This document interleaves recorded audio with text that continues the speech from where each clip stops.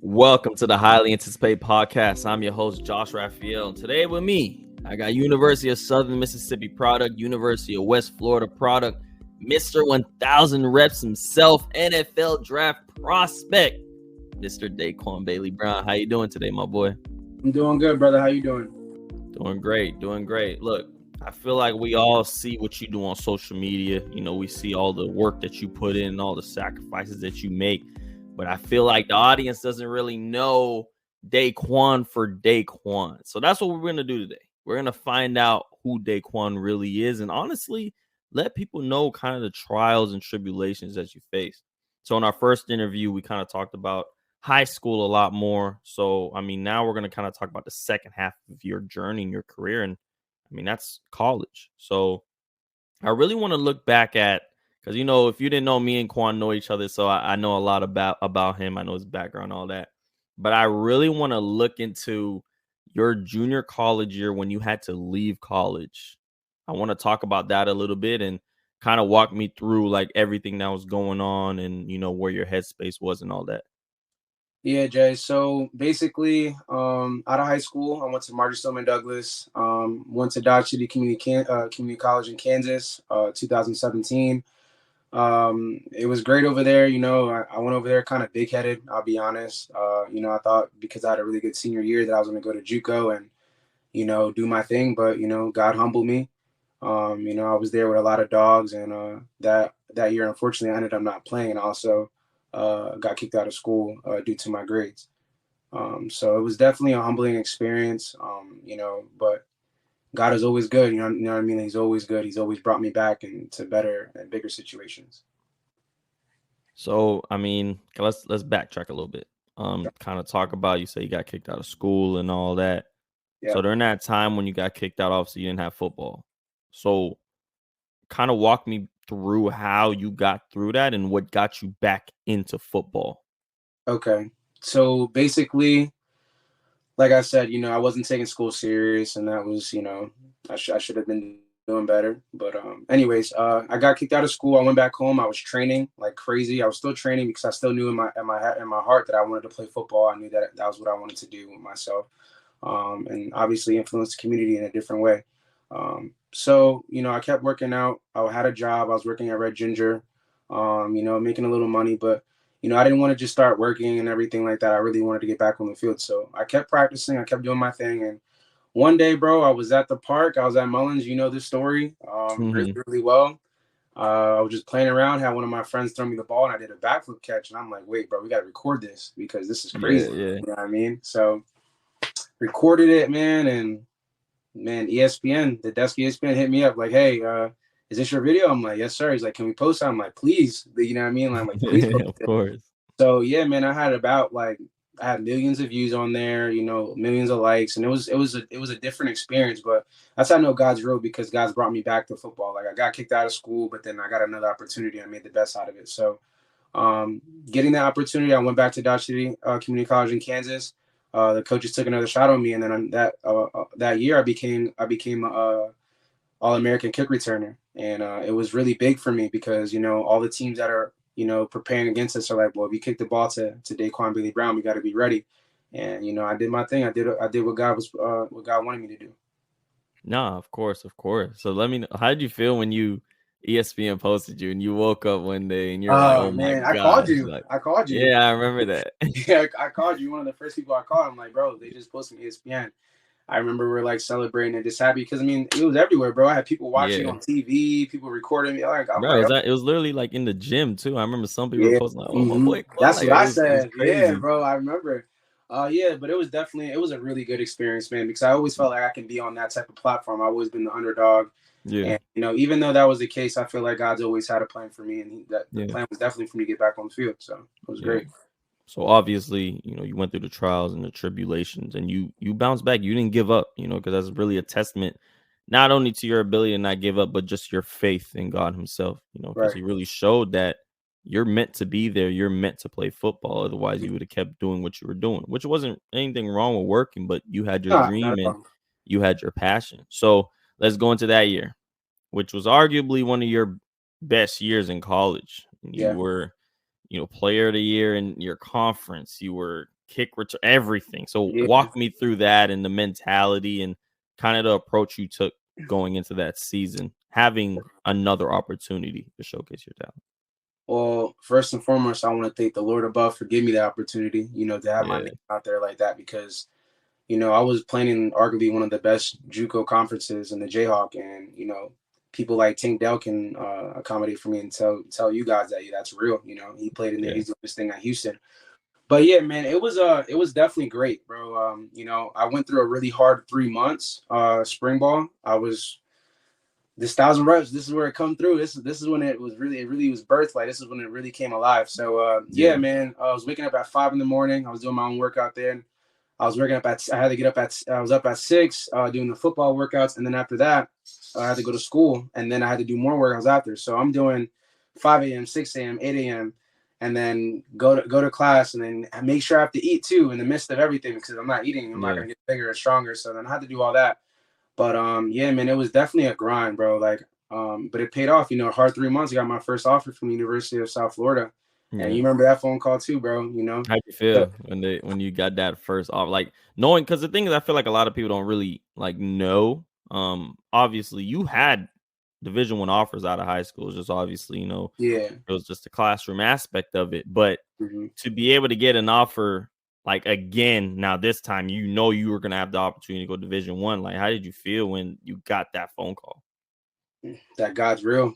Yeah, Yeah, facts. bro. Like, we go way back, Jay. We've been praying for these type of things, and Yeah, God to give me the opportunity to to put my skill set in front of Division I coaches and this Division I world in general was yeah, amazing to me. I was very, very happy. I was very excited. I've always dreamt of playing Division I football, and just for them to be my first offer, I'm forever grateful for that. yeah. When did you know, like, I can play Division I? Like, what it don't has to be. It doesn't have to be in college, or it could even be middle school. Just when did you know, like, it was either a game or a play? You're like, yeah, I'm I'm gonna gonna tell you do something that I never told anybody. So I was playing football. This is in New Jersey. It's like my sophomore year before I moved to Florida. I'm yeah, playing a pickup game with some of my friends, and they were throwing the ball like a kickoff, and I caught the yeah, ball and I ran it back like 75 yards. I'm like, I'm going to play D1 football. Like I knew I was because the yeah, way I was running, how fast I was running, I was like, bro, like they can't catch me. I got people taking certain angles to get me and everything. And it's a yeah. crazy story because like it happened like 5 years ago, 6 years, 7 years ago, and it Hmm. still feels like I can relive this moment again.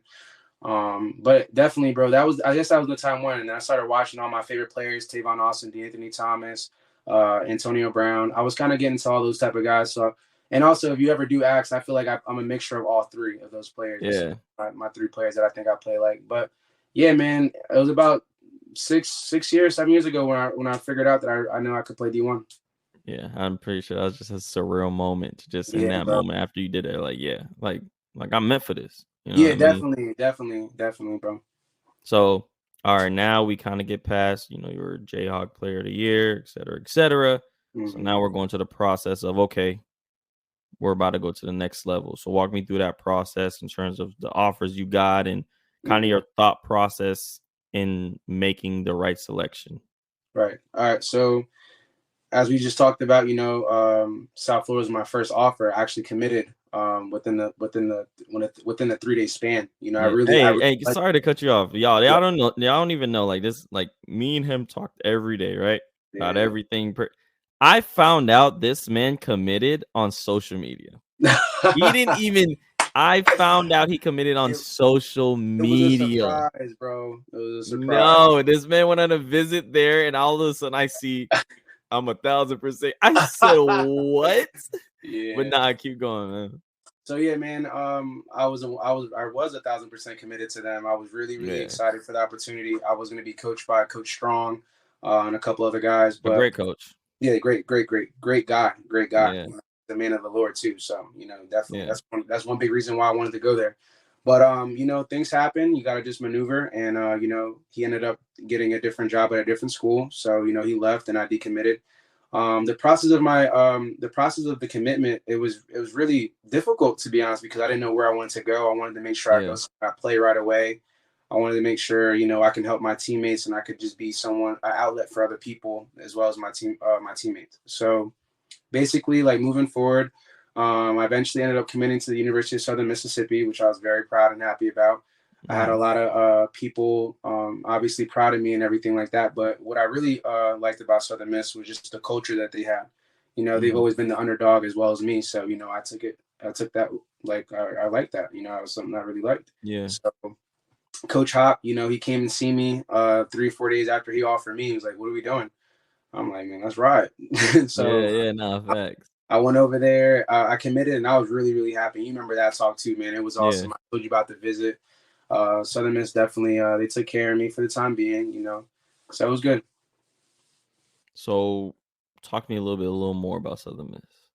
You know, when you first get there, like everything, you know, don't sugarcoat. Like give me kind of I got you. All right. So basically, I get to Southern Miss in August, kind of a little late in fall camp. But anyways, I get there and you know, I'm stunting, bro. I'm having fun. I'm playing football. I'm having fun. I'm playing along players like Frank Gore, Jason Brownlee, just playing around real dogs, you know, Trey Lowe. And it was really good. It was really fun. 2020, I didn't see any action though due to COVID. And I just ended up setting out that year. But spring, I had a big opportunity to be the starting Z, and I was having, what kind of. Yeah. I mean, I was having one of the best spring football seasons, I guess whatever you want to call it, a wide receiver can have. You know what I mean? Like I was catching the ball really good. I was running good routes. I was getting in the playbook. You know, I was a fourth string. I was at fourth string when I first got in the spring, and then I moved all the way up to first string. You know, things happen. You know, I broke my ankle, one of the biggest injuries of my life, and talk to me about your face. Sorry to cut you off, but just while we're on this subject, you break your ankle, and obviously your whole football career has been a journey. You know, it feels like you always got to have to bounce back and, you know, overcome your trials and tribulations. So in that moment, you finally like, okay, like I'm probably gonna have a very big opportunity this year to make an impact for my team, potentially start, etc. You break your ankle. So talk to me right there, not just for me, but just for the viewers out there or people that may be in your position now. Like, talk to me about your faith and how you got through that. Well, faith without work is dead. So I'll say that first. It's kind of an emotional topic, if I'm being honest, because I really got tested. Like if I wanted to be a Division I football player, like I just told you that one day on the field that I had, I was gonna have to really believe it. You know what I mean? Because after I broke my ankle, I was really, really upset and I was sad. So I'm like, man, I'm doing everything right. I'm working out. But one thing I knew that God had a plan for me, bro. I just knew it. I was praying. When I broke my ankle, I was praying. Praying. Literally. I prayed. I was like, I know you're not done with me. I know you're not done with me. I know you're not done with me. And obviously, you know, you're going to have those nights where it was really, really hard. You remember those phone calls, bro? It was very difficult. I cried plenty of times. I've questioned myself, but, you know, God's always had favor on my life. And since I was a baby boy, you know, since I was a little kid, he's always had favor on my life. So I know that's real. And man, listen, I was in the training room every single day telling myself I can do it, but more so hearing the Lord tell me that you can do this. You can you can make it. Everything that you want in this life you can have. Just work, be patient, be persistent, be consistent. And I think that's one thing. I'm gonna say that word for you guys again, consistent, because in the process of me breaking my ankle and going back to rehab and everything, bro, I had to be in there like hours, bro. Hours. You know, I broke my ankle. It was a 6 month process, and I came back in 3 months. Yeah. No one expected that, but it was because I put in the work and God had favor over my life. And you believed. It was just something that like I just couldn't believe that the Lord did this for me, bro. Like I really couldn't believe it, but I knew if I worked at it and the Lord could see like how passionate I was of it, He'd give it to me. He'd give it right back to me. So in the process of the whole thing, I came back 3 months real strong. I had the whole coaching staff shook, the players shook, everybody shook. Yeah. But like I said, God had favor in my life, so it worked out for the best. Okay, got you. So you kind of finished out your time at Southern Miss. It isn't. I wouldn't say it went poorly, but it didn't go how you know what you're capable of doing. You know. So now you're gonna go transfer. By the way, you did get your degree, so congratulations on that, Appreciate getting that, your big dog. bachelor's Thank you. degree. And now you're gonna go transfer, and you're about to go to West Florida. Mhm. So talk to me about that process and transferring from Southern Miss to West Florida, and honestly why you chose West Florida. Okay. Well, first and foremost, I want to give a huge shout out to Coach Hall and his staff for bringing me on the team at the time Yeah. because he did get a new job when he came. So I want to say thank you for everything the Golden Eagles have done for me. And then going forward, Coach Shinnick at the University of West Florida, he's been recruiting me since 2019 when I had that really good breakout season. Mm-hmm. So I knew in my heart that, and also Coach Doolin too, he's a coach that always been there for me and, also the staff at the University of West Florida. But anyways, it was a little difficult at first hitting the transfer portal because I did end up getting a bunch of D2 schools as soon as I hit it.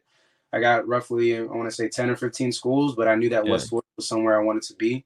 Obviously, because the coaches kept a really good connection and relationship with me throughout the time, even when I was playing a little football at Southern Miss, just saying, Yeah. hey, doing this kind of stuff, good things.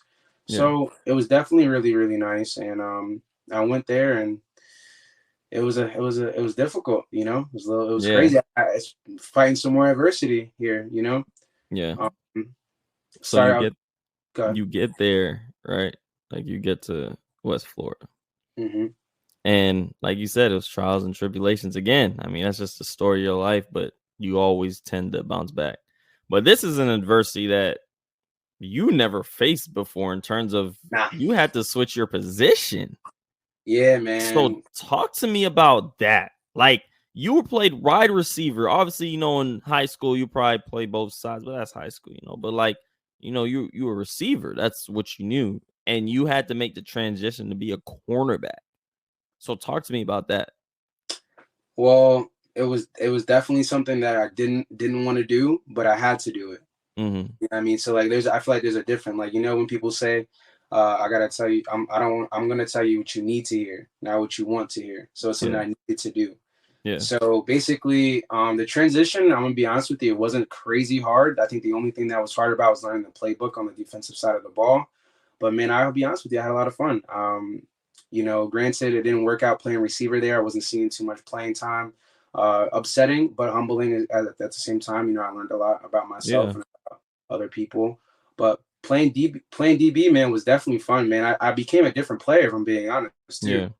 Um, like I'm not gonna say I didn't like to get hit or before I give hits, but I started playing defense, man. I'm throwing every bit of 160 into anybody. I didn't care Yeah. how big, it mattered to me because I had a different passion for football. Yeah. So the transition overall, I would say, was definitely it was a little shaky in the beginning, but it was definitely humbling and very I had to observe a lot of things and learn different things from other people as far as techniques. But since I played wide receiver all my life and I've studied DBs all my life, it's kind of like now I'm just doing everything backwards instead of doing it forward, and my feet have always saved me. So it was good.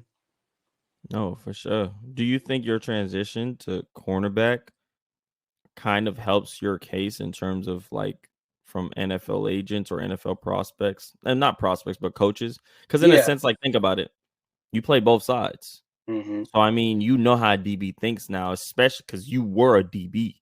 Right. You know, so a lot of guys, last time they played DB in terms of receivers have been in high school. So Mm. you were able to do this recently while you're still a very good receiver, but now you're able to get in the mind of a DB. So do you think that helps you in terms of like NFL draft? Well, I honestly think it makes me more of a versatile player, if I'm being 100% honest. Gotcha. I feel like that, NFL coaches can look at me and say we can put him in the slot outside. We can put him in the backfield, and we can even put him at DB to cover a fast guy if we need him to. I feel like I bring a lot to the table as far as being that athlete guy. I want to go into the draft as an ATH. Obviously, I play wide receiver. That's what I want to, what I want to do. But whatever opportunity I can get is playing, wide receiver DB. I don't care what I have to do, just do it. Yeah. It's going to be one of those things where I feel like I'm a hidden gem in his draft right now. I feel like I'm being slept on a lot, and I'm ready to wake him up. I feel like a lot of people don't really realize how fast you are. I mean, like They don't. They don't. because that's one thing you can't teach is speed. Yeah. And So I know you're training to. I know your pro day's coming up, and you're training right now. What are you looking to run in the 40? Like, what's your goal time? I wanna run under 4.35. 4.35 and under. My goals my goals also to be top 10 in the 40 and all wide receivers. So it's a really big task because there's some fast guys in this draft this year. But I believe in my skills, and I'm not gonna allow anybody or any outside presence touch me. I'm gonna just do my thing. I'm gonna run fast. Gotcha. Wasn't you? I remember in high school you were like one of the top fastest receivers in something. I forgot what it was that you had. It was like in an article. Yeah, I don't know. I think it might have been in some type of magazine or like it was like you were literally like top I was 10 fastest receivers. I think in Broward or in Florida or something like that. It was all of Florida, top 50. Yeah.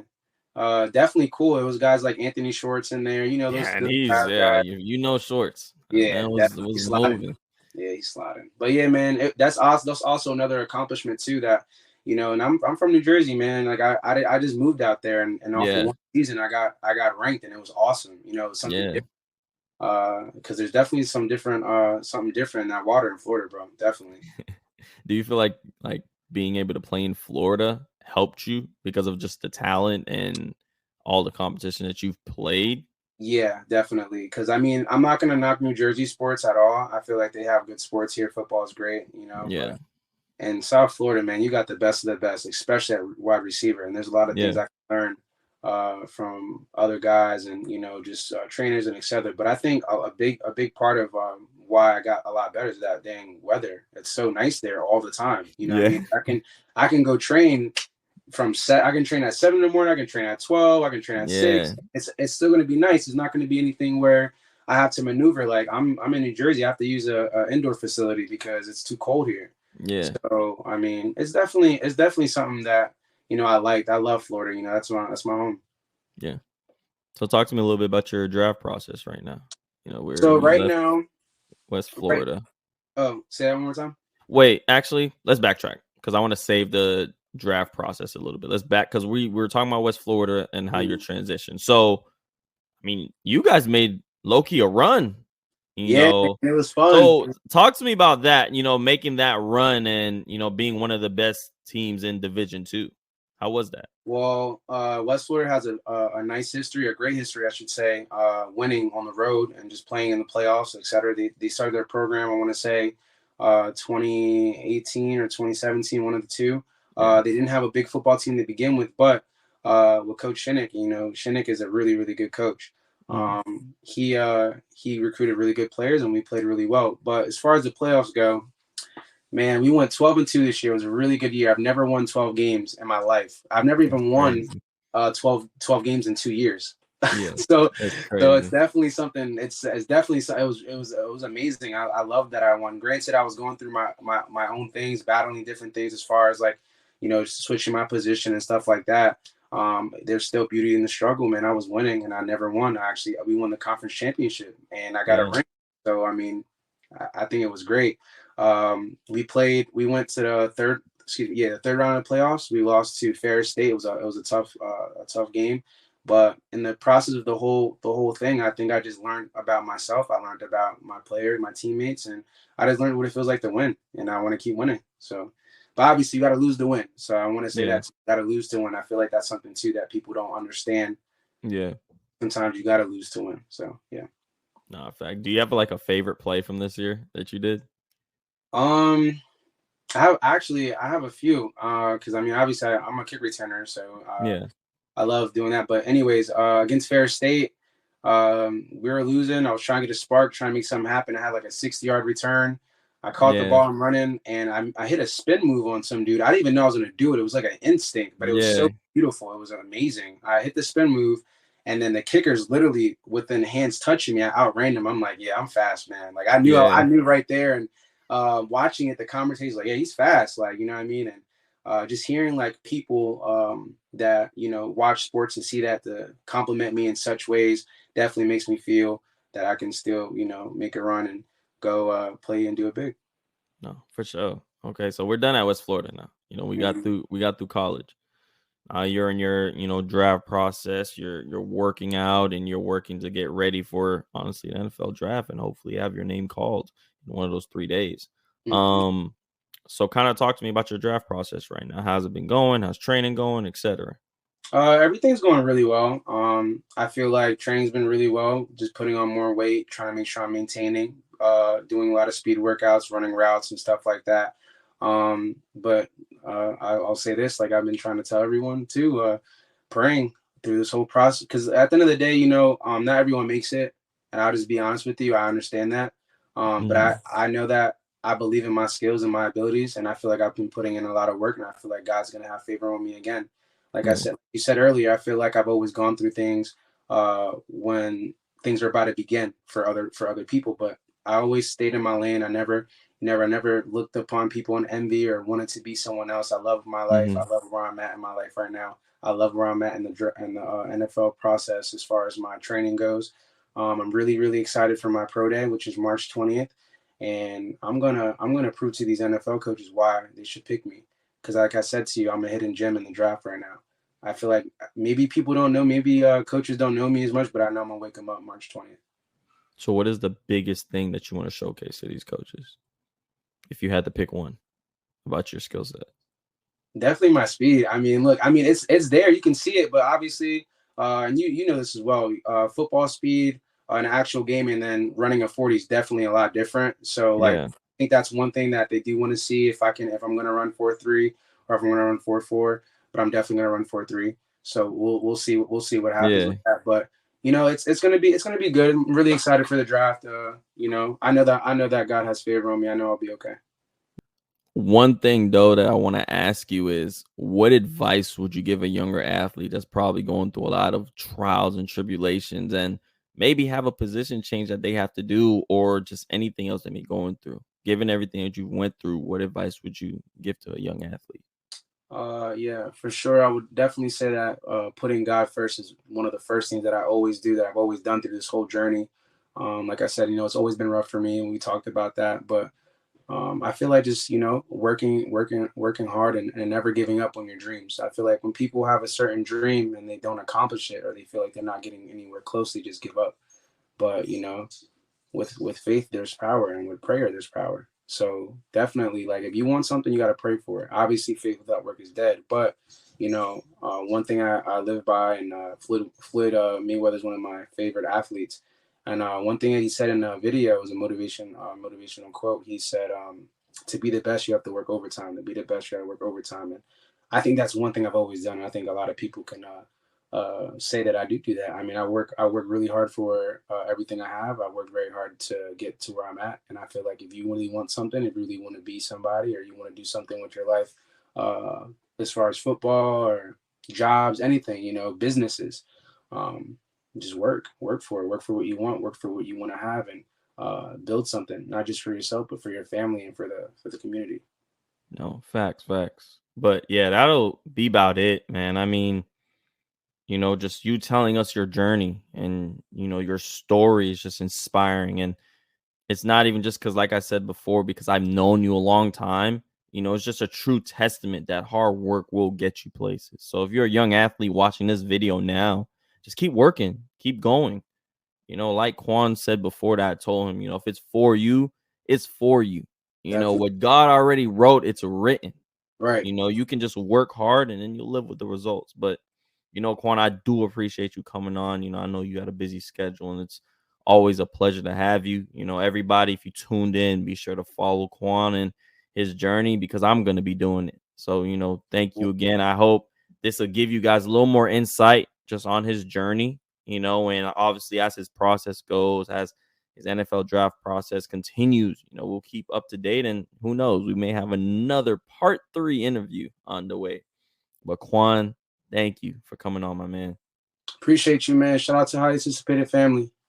Nah, for sure. But y'all, I have to play the outro music. We can't get out of here without the outro music. Hey. So we gotta play the outro music. But again, thank you for tuning in. Be sure follow us on Apple Podcasts, subscribe on YouTube, follow us on IG, TikTok, all of it. Appreciate y'all for tuning in. Y'all have a good one.